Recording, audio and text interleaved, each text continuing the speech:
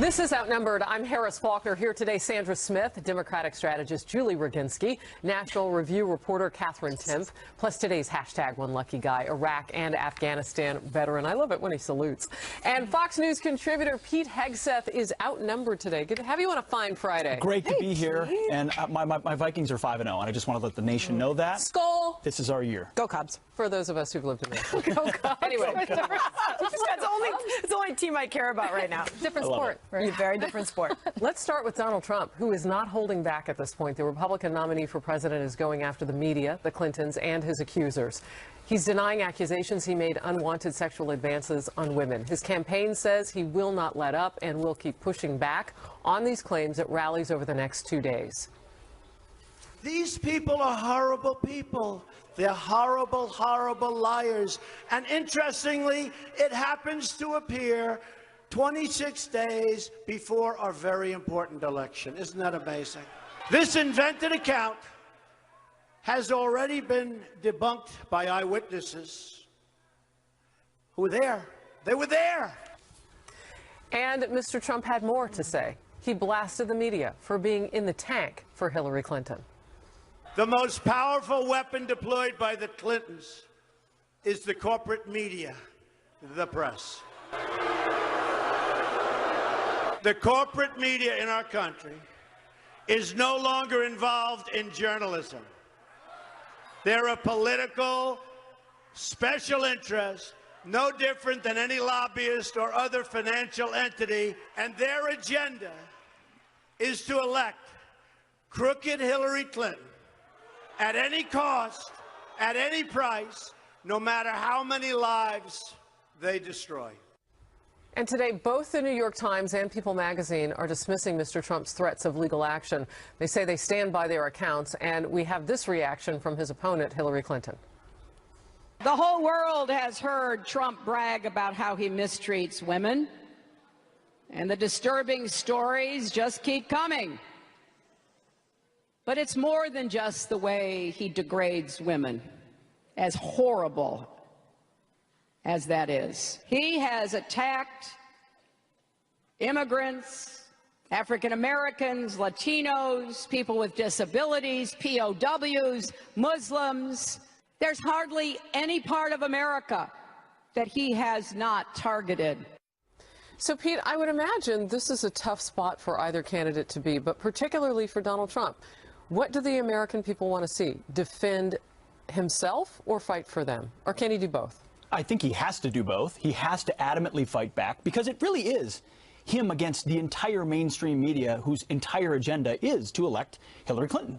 I mean, the balance of all of those stories add up to that. So he has to fight back. He has to deny it. But at the same time, in this election cycle, every issue cuts in his direction. So the quicker he can get back to the issues, the economy, jobs, ISIS, rebuilding our military, the Second Amendment, the Supreme Court, all the things that resonate with his voters, the better. But they want to keep him explaining. But he's got to explain as viciously, or fight back as viciously. I don't know. He's holding these rallies. People are showing up. He's impugning the media, which does get his people fired up. Whether or not that moves independents, whether it moves women, which he's going to need in these critical states, remains to be seen. All right. So, Julie, I mentioned it was tough for both of them because, I mean, an email dump by the thousands, it feels like almost every day now in the email server scandal with Hillary Clinton. And the highlights from that: collusion, corruption, a bunch of C words that don't sound good for her. I mean, Clinton. Well, what do you do? I don't know if there's any corrupt. I haven't seen anything in these email dumps that shows any kind of corruption. I see a campaign operation whose campaign methods are being laid to bear, and frankly, any good campaign has employed the same kinds of methods, whether it's opposition research against their opponents or anything else. I will say about Trump, and this is an observation as somebody who's worked in politics, not necessarily a partisan observation. If you're going after the media, you have lost, because the media prints ink by the barrel, and you're riling up your base, but your base is already riled up. These people are coming out to vote for Donald Trump, but that's about 35 to 40%. Where's the other 10% coming from, plus one? He needs more than just that, and he's not going to get it by focusing on the media. They're not on the ballot. Hillary Clinton is. He needs to focus on her, and he needs to focus on the issues where he differentiates himself from her. What was the media supposed to do? Not report on this? I mean, people are accusing a presidential candidate of sexual assault. They have to report on that. And also, there's a lot of things they've had to report on that they've decided not to report on. So he deserves no blame when these women are reporting him doing exactly what he was caught on tape saying he would do. I mean, we got to look a little bit at Donald Trump here and not just the media. There are plenty of reasons why women don't come out who are sexual assault victims of powerful men until long after. The media does it to themselves, though. There's a reason why we distrust that, because time and time again, they choose which stories based on a political agenda they're going to elevate. There's no choice. You're not supposed to talk about this? No, I'm not saying they're not supposed to. It's the balance and the weight that doesn't exist. Maybe didn't come out right away, right? One of the Bill Clinton accusers, Kathleen Willey. Let's watch. She was on Hannity last night. Everybody in the mainstream press is calling all of Bill Clinton's crimes infidelities. Rape, sexual assault, and sexual harassment are not infidelities. They are crimes and they are misdemeanors. His wife is covering for him. No champion of women attacks the victims of sexual assaults and rapes. So I mentioned this is tough for both sides. So, you know, how much of this, again, I'll ask the question for Hillary Clinton per her husband, has to be about her on defense and not pro the American public, or does she have to do a mix? You just got to look at the overall strategy here. Newt Gingrich sat where you were yesterday. You are right now, yesterday, Pete. And he said if he's going to win right now, he has to start looking and thinking big picture.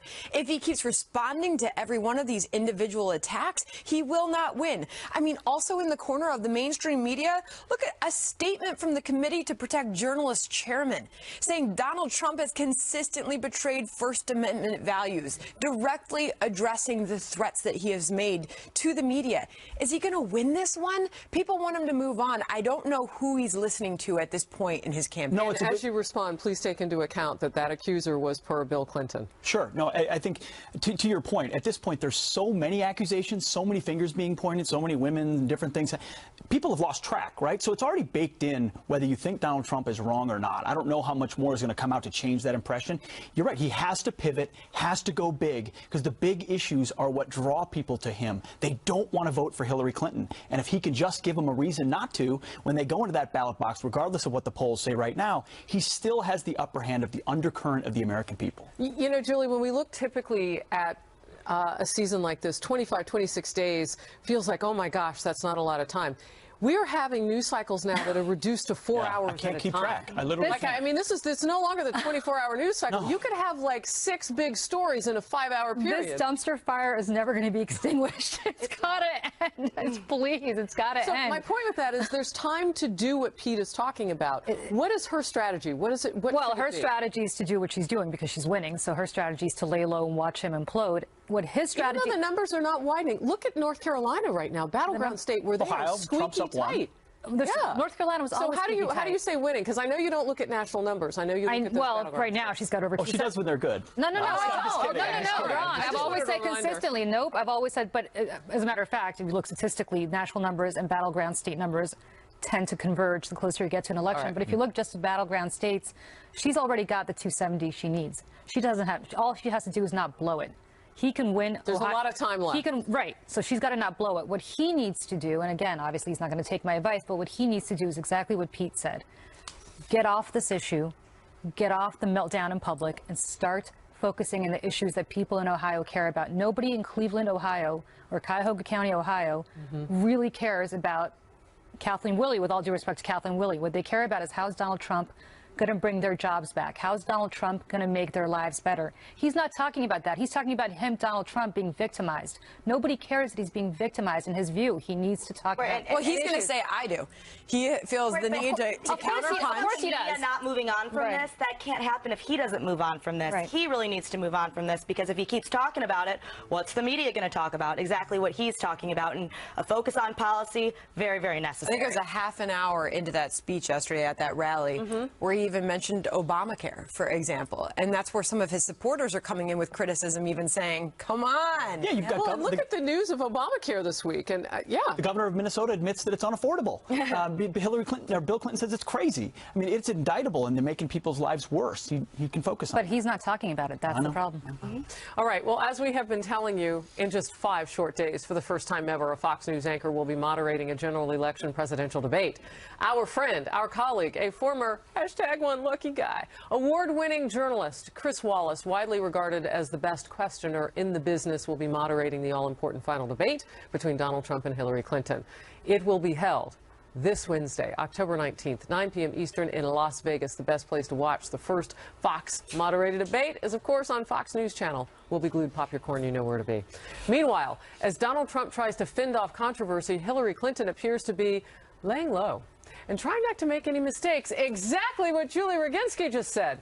Like appearing on Ellen for the second time since Monday. Not Julie, but Hillary. In fact, she has no public events scheduled until the debate. Is it a good idea? We'll talk about it. And under oath for the first time, Hillary Clinton says she cannot recall at least 20 times to questions about her email practices. Why voters may have a hard time with her answers.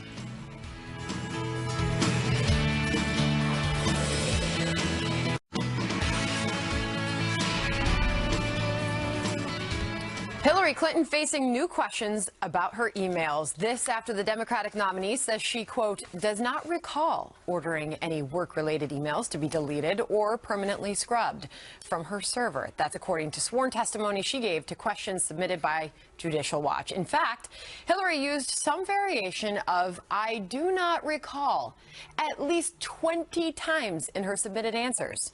But Newt Gingrich not buying Clinton's apparent lapse in memory, the former House Speaker on the O'Reilly factor. I'm talking about a woman who says 39 times to the FBI, I can't remember, and then seems to remember everything in a debate. I mean, she's just totally dishonest. Well, The former speaker has a point, doesn't he? He sure does. I mean, selective memory is inherently sketchy. It just is. And in this case, when actually has to be under oath and has no answer, she decides to not know. Just like she decided to extricate herself from which emails were deleted, what was pushed out. She's somehow never in the loop, but always in the loop. And she's in this case, it reveals yet again that she's totally untrustworthy across the board. Well, what's interesting to me about this is let's play a game and say she really doesn't recall. So she just doesn't remember what she did with information that's crucial to our national security. Benghazi. How is that any better at all? How is her defense a defense? That's what really gets me. Even if she's telling the truth, that's still pretty bad, Hillary. Pretty bad. This points to the problem that we talked about on the couch yesterday with FBI Director James Comey. And I understand that it is somewhat standard for her not to be under oath or for there not to be a written or recorded record during those talks with the FBI initially, because they were talks as part of an investigation. So she was not under oath. However, if someone tells you repeatedly that they don't remember something, and we can only think that that happened because that's what James Comey said happened even when he sat down with her, wouldn't you want to start to take some notes? I mean, God forbid she should forget the conversation that she just had with you. So let's use I suspect her lawyer who was sitting with her was the one taking notes, and they were taking notes. It has not been reported that way. They do. Listen, I've never defended this email thing from the beginning. I thought it was a dumb decision. And what she's doing is she's lawyering this like any good lawyer would, which is, I don't recall, because as you said, or one of you said, I don't have a good answer. And it is what it is. I mean, there's nothing else to say about it other than she knows that anything that she says is not going to comport with what she either said to the FBI or anything that she wants in the public domain, because Judicial Watch is not her friend. They're an adversary in this case. And or they won't match up because she misremembers. Yeah. Well, so the smart thing as a lawyer, and she's a lawyer herself, to do, or her lawyers have advised her, is to not recall certain details. She's effectively pleading the fifth. So, Julie, let me use an example here. Secretary Clinton said she did not recall receiving a February 2011 memo warning her of increased attempts to hack into private email accounts belonging to senior State Department officials. Do you think that's a significant moment that she would remember? Do you believe her personally? Do I personally believe her? No. But of course I don't, because clearly, as I said, she's doing this because she's got very good lawyers. She herself is a lawyer, and she is advising herself not to remember because there's no good answer. I mean, look, do I think ultimately that she set this up as a matter of convenience? No, I think she set this up because she's obsessed with privacy, and there's a secrecy component here and control, and that's why this email account was set up, and I've never defended it as a result of all of that. It was a dumb thing to do. It's also wrong with what she's you just said. Why won't she say that? She's lying. Her convenience is more important than safety. These are all very, very concerning things. Not just like, oh, well, that was easy for I understand. It's serious. And then you butt it up against the fact that anyone who did anything like what they did, including Tim Kaine's son, who's a lieutenant, did this, he would be in jail. He would be court-martialed the separate, different standards that she always Because gets. there was classified information in there. Of course. And having more power as a president is only going to make her feel she has a greater license to do this and also more. Pretty sure she's not going to hopefully do this again. I hope she's learned her lesson, but Well, you never what know. in her track record would let us believe she wouldn't at some She's level? done it again and again and again. All right, less than 4 weeks to go until Election Day, and Hillary Clinton is leaning heavily on the first family to help get out the vote. How the Obamas are campaigning for her and whether it's going to actually help. Plus, Hillary Clinton gives her first TV interview since the last debate to support Ellen DeGeneres, and she got right to slamming her rival. Clinton's strategy for the final stretch and whether it's a good one. He was really trying to dominate and then literally stalk me around the stage. And I would just feel this presence behind me. And I thought, whoa, this is really weird. Yeah. And so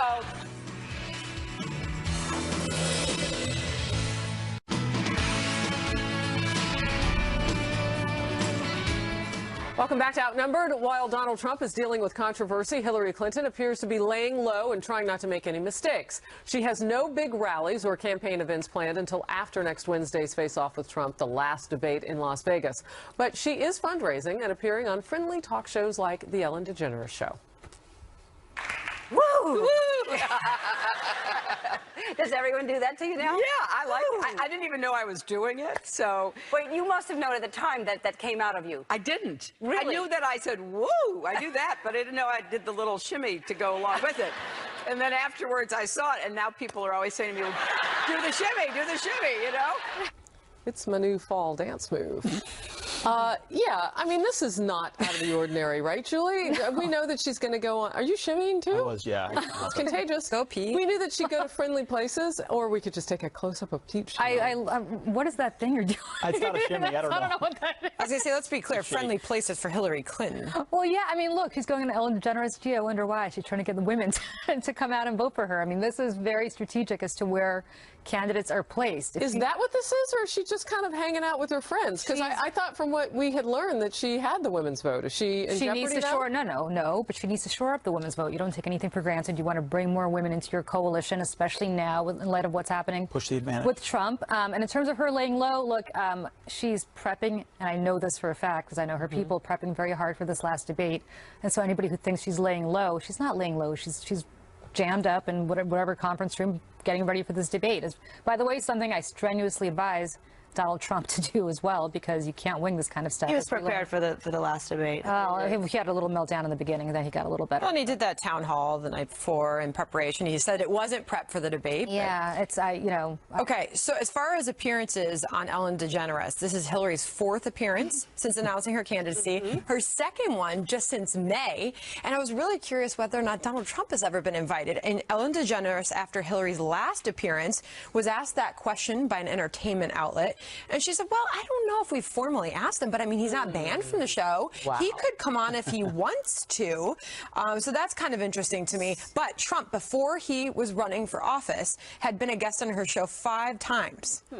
His last appearance in 2007, for those wanting to know. So you mean if we just want to appear on Ellen's show, we just have to call? I think you have to get the nomination first, but when candidate Faulkner is the nominee, No, I'm not even running for the PTA. I think the point is, as Sandra has just pointed out, I mean, there's a fault line between when you can come on the show, apparently, if you're Donald Trump. You're not banned, but clearly he'd gotten invited. What else was she going to say when she was put on the spot? Have you invited Donald as well? She might have said that. But by the way, he should take her up on it. I'm dead serious about this.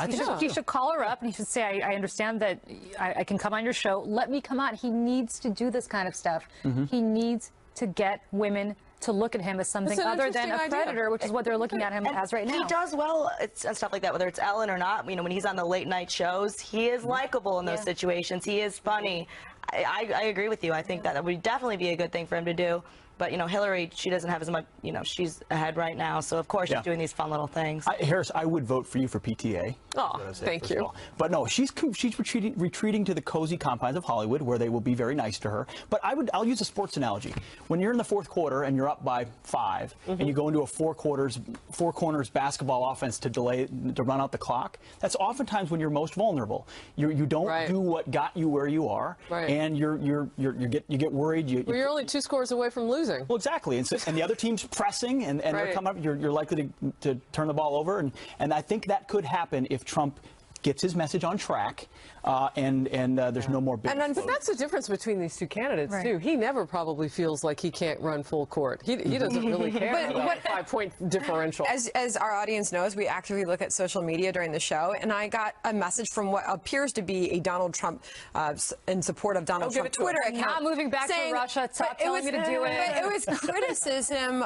It was criticism of his candidate, saying, unfortunately, Donald Trump is out spending time defending Hillary Clinton's attacks while she is prepping for the next debate. And so you hear that criticism coming from his own supporters. Get to work, prep for this debate. That's my point. It goes to the earlier segment that we did. He's sitting here reinforcing, and Kat is so right. The reason the media is covering it is because he keeps bringing it up. Go on Ellen. Go on whatever other Ellen type show. I don't watch. This is the only daytime TV I watch, but whatever other shows they have that appeal to women, do it. You wanted to say go on Outnumbered. Well, he should definitely come out outnumbered. I don't know why he hasn't, but he should definitely come out outnumbered. Hopefully when I'm here one day. But he also needs to ensure that he talks to these women that they don't, the only thing that they don't see is some guy railing at the media and reinforcing the message that maybe he did, maybe he didn't, maybe he assaulted somebody, maybe it was just talk. That's not the impression they want to leave. He should go on Ellen. He should take Ivanka with him. I was going to say, where's Ivanka? Take the brand. Well, Ivanka's protecting the brand. Notice Ivanka's missing in action. Because I have been reporting. Yeah, Ivanka's completely protecting the brand. Take Ivanka, take the grandkids, go and be a human being. That's what he needs to show people right now. Absolutely. Well, meanwhile, less than 4 weeks until Election Day, Hillary Clinton is leaning heavily on the Obamas to help get out the black vote and the youth vote. President Obama speaking this morning in Ohio, telling voters the choice between the two candidates has never been more stark. It shouldn't be a complicated choice because it's a choice between somebody who is as qualified as anybody who has ever run for this office and somebody who has proven himself unfit to lead or represent this country that we love. And just yesterday, Michelle Obama gave an emotional speech in New Hampshire calling on women to rise up against Donald Trump.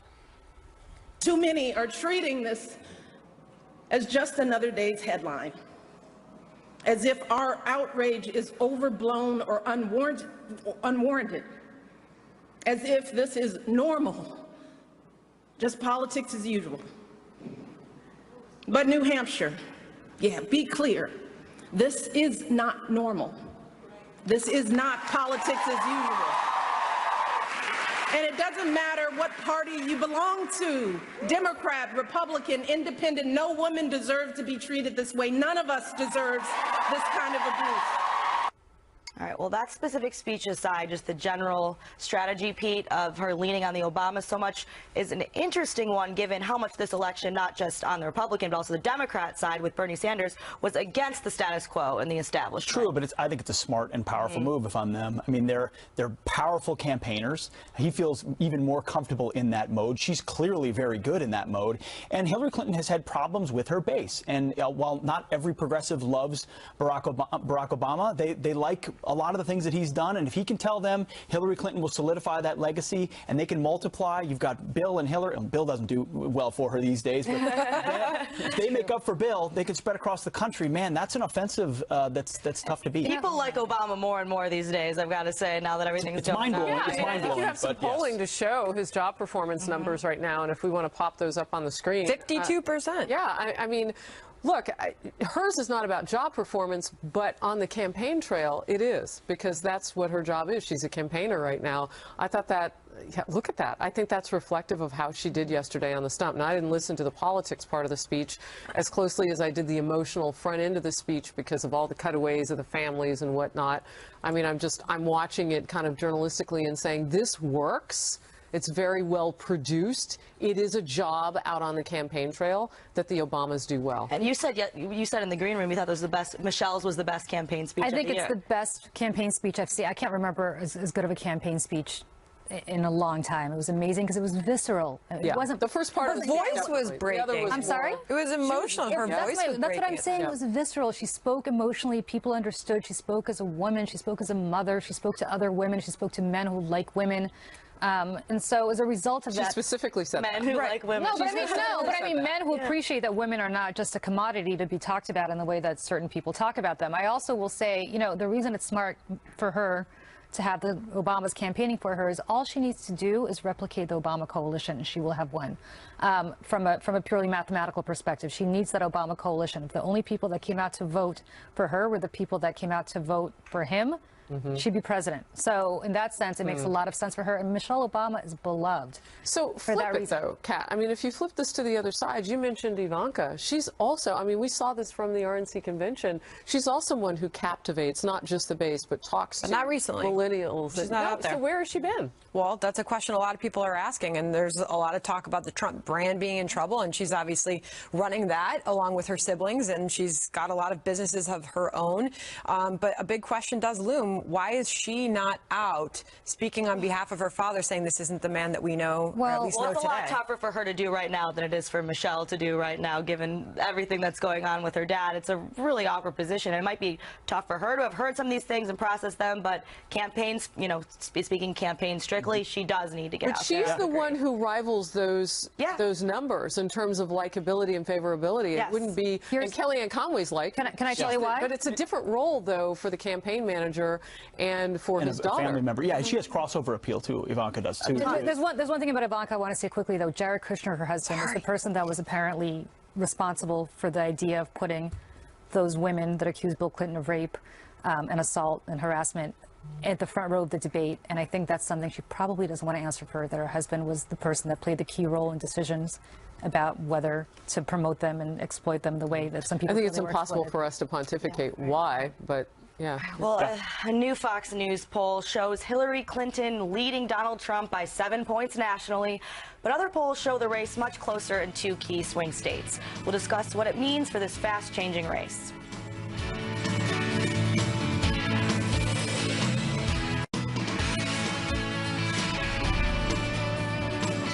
Breaking news, but Julia Roginsky just said that. Oh, no overtime today. All right, some new insight into the race for the White House. A brand new Fox News poll shows Hillary Clinton up 7 points nationally against Donald Trump among likely voters, 45 to 38% in a 4-way contest. But other polls show a tight race in 2 key swing states. In Ohio, Trump has a 1-point lead over Clinton among likely voters in a 4-way race. That according to an NBC Wall Street Journal Marist poll. But meantime, in North Carolina, the poll shows Clinton with a 4-point lead among likely voters. Political analysts say Trump's best path to winning is sweeping North Carolina and Ohio, as well as picking up Florida and Pennsylvania. Julia, to get back to you, you started off the show talking about these key battleground states. What are you seeing right now as far as trends? Well, again, as you pointed out, it's going to be very hard for Trump to win unless he sweeps all 4. That's just math. That's just numbers. He needs to get to 270 in some way. He's losing Virginia. I think that's no longer even on the table as a very swing state. It was purplish. Now it's kind of a light blue. For him to win Pennsylvania would be pretty unprecedented. I don't think a Republican has won Pennsylvania since, if I'm not mistaken, the first George Bush. So that's a very tough task. Florida is in play, as it always is, but again, demographics shifting in Florida, that becomes a tougher challenge. He could win both Ohio and North Carolina and still, with the map the way it stands today, lose this election. So for him, it's not just about North Carolina and Ohio.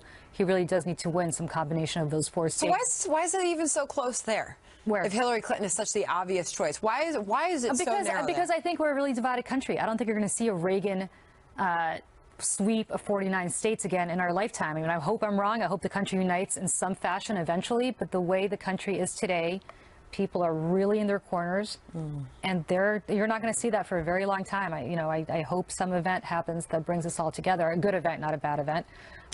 But as of today, you're never going to see that. Well, and that speaks to the importance of, whomever gets in the office doesn't have a mandate. And especially when you make it a 4-way tie in those battleground states, they really don't. I mean, it's around 40% for the 2 of them. So whomever gets that mantle really has to listen to all of those people woo say they feel disenfranchised. It's going to be really tough after this election, way, way tougher than it's ever been before, because people are,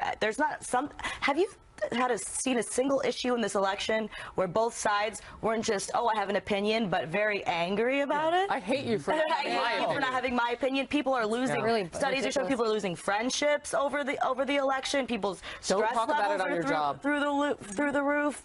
It's going to be harder than ever. And it's not even just left, right. Of course, if Donald Trump were to not win within the Republican Party, there's going to be the circular firing squad will be in full effect. But I thought your analysis was very fair. I mean, ultimately, Pennsylvania is going to be critical for Donald Trump. Right. He real clear averages. He's still behind 8 points today. Doesn't mean he couldn't make it up, but Florida, North Carolina, and Ohio are more or less toss-ups. I think Virginia maybe. I've heard people say that it's off. It doesn't have to be, but Trump's got to focus in Pennsylvania and places like that in the Rust Belt and energize people and say your jobs come back under a Trump administration, and here's why. And Hillary Clinton, Hillary Clinton tells you in front of you that she supports you, and then behind the scenes she says if you're a Catholic, an evangelical, or you're a coal miner, you're out. He should be. You're absolutely right. But instead, he's going after news organizations and talking about how he hasn't really assaulted women the way they're saying that he assaulted them.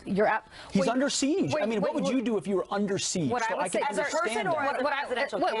What I would do if I were advising him, change the subject. You've got to change the subject. So as far as the enthusiasm gap that we've been reporting on, the advantage that Trump had over Hillary Clinton does seem to be evaporating a bit. 70% of his backers strongly supported him last week. That's now at 63%. For Clinton, it's 66%, and that's gone up from 57%. What does that tell you, Kat?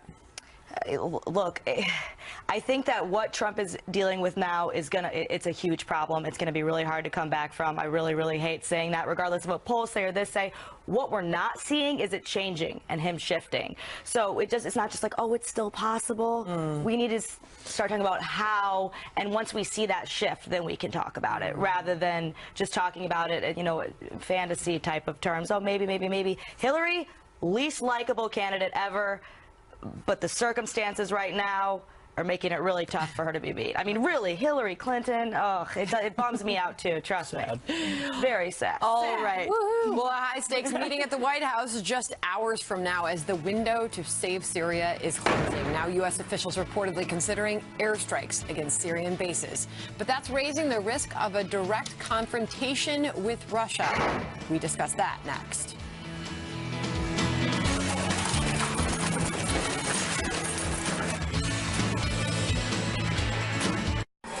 All right, next, President Obama and his advisors meeting later today on what to do now as violence spirals out of control in Syria. Syrian and Russian aircraft continuing to pummel the city of Aleppo and other targets. And now some officials are calling on the U.S. to act more forcefully there or risk losing influence among moderate rebels battling the Assad regime and ISIS. According to Reuters, the White House is considering military options, including airstrikes, on Syrian bases, but that raises the danger of a direct confrontation with Russia. Another option reportedly being discussed, providing vetted rebels in Syria with more sophisticated weapons. Now, when I think about this subject, so many bad options, a quote from George S. General Patton comes to mind. It's a good plan violently executed now is better than a perfect plan executed later. Meaning, if we had acted when we needed to act in Syria, when the opportunity was there with real rebels, even if it wasn't a perfect plan, you'd probably have a lot more options than where we are right now. Regardless, I wouldn't want to be sitting in that situation room trying to determine what our next move is. Part of the reason is we've telegraphed to them all the things that we are not willing to do to fight them. So in the time gap of an imperfect plan back then versus a perfect one now, in that gap of time has been everything that we will and will not do, giving the enemy an advantage. I would say this. I want to get your perspective on something else that's happening simultaneous to this, which has Russia and Iran, I'm sure, sitting back saying, we got this to some degree. You've got a hot war with our troops in Yemen, and those are Iran-backed militia, as I understand, right? Yep, You've got the situation that we need to take back Mosul probably this month in Iraq. That's just next door to Syria. And you've got Shia on the ground, supposedly to help us do that, but they haven't promised that they won't fire at us too. And then you've got the situation in Syria, complicated by Russia. I really just want to say I think it's good to not rush to jump into these conflicts. The whole war in Iraq thing, kind of a bad idea. I don't think that's a mantra that we should always be following. Just as like the token libertarian sitting here, I just needed to interject. Thank you. But I have to say, I have two observations to make about this, and I struggle with it internally as to how to approach this. On the one hand, we have said many times, never again when it comes to the Holocaust. What you're seeing right now happening in Syria and Iraq is a Holocaust. There are people who are being, it's genocide. There's no other way to describe it. And so we have talked about this never again mantra for now going on 70, 80 years. And nevertheless, we're standing by and watching it happen. So one side of me feels that way. The other side of me, and this is why this is such a complicated issue and doesn't lend itself to easy answers, is I'm not sure who the good guys, quote unquote, in this scenario would be. So if we were to replace the Assad regime, I don't know, even Pete, if we had gone in when the red line was allegedly put down, who those good guys would have been. Maybe there were. It's all very fair. And I'm not saying that quote isn't meant to say you rush in. It just means what Vladimir Putin did is he went in violently immediately and said, I'm going to affect this outcome. And I'm going to barrel bomb and I'm going to do what I need to do it. We've stayed on the sidelines, refused to be a part of a real or proxy fight. And as a result, we've abdicated our power. But who are we fighting for? That's the question. So lean on the news of the day, and that is that President Obama is going to be meeting with his foreign policy advisors on the options. What would you say in his last few months in office? What would you like to see? He can't salvage his legacy on this. He can't and won't. I don't think I'd like to see action necessarily from President Obama because I don't trust he'd do what we would need to do decisively to actually affect the kind of outcome we would want. So it is a humanitarian crisis, but how it ends well with a tepid Obama trying to address it, it's not clear. But real quickly, I do have to say, you said, you know, Putin's gone in. Putin has a very clear mission to prop up Assad. I don't know what our mission would have been to prop up whom, and nobody's ever given me that answer. Or maybe just no, save a bunch of people from a crossed red line with but then who controls afterwards? And that's why everyone's staying out of this at this point, as we're just trying to defeat ISIS, which Assad apparently is trying to do as well. So, speaking of defeating nobody, musicians taking a stand, big tough musicians, releasing 30 songs in 30 days to keep Donald Trump out of the White House. Is this another case of a little bit of celebrity bias?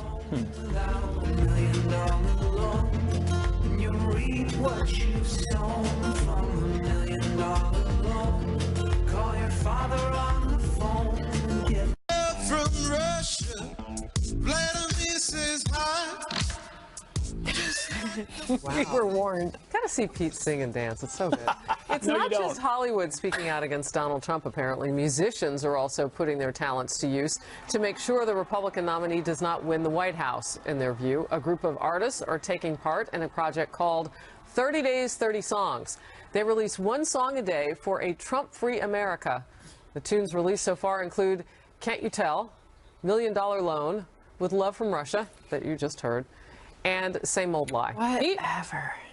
It's laughable. I mean, even Julie's got to be laughing at this.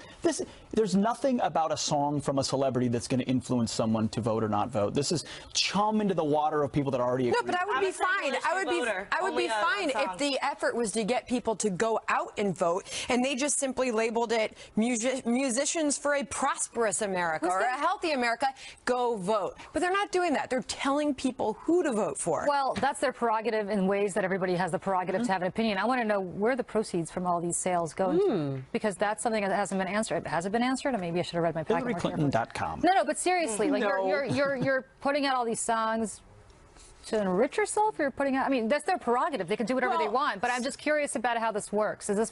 I would love for this money to go towards a GOTV effort, to get out the vote effort. But I don't. So certainly the effort helps Hillary.com. Sure, or Hillary Clinton, rather, not .com, but Hillary Clinton. Is that an in-kind contribution, actually? According to the FEC, I'm curious as to whether this is an in-kind contribution under campaign. But it's just, why not use the effort and the message to tout their candidate, Hillary Clinton, than to just put down the other? Why isn't there a positive message? It's harder to rhyme stuff about Hillary Clinton.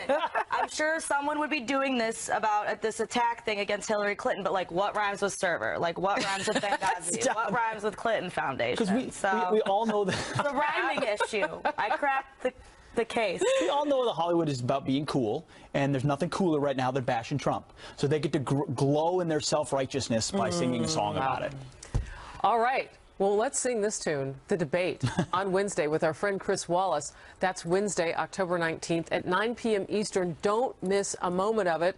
It is making history, not just for Chris, but all of us here at Fox, because this will be the first time that we will have seen a Fox News moderator handle a presidential general election debate. We were excited for him and for all of us here, and now you know where you should watch it.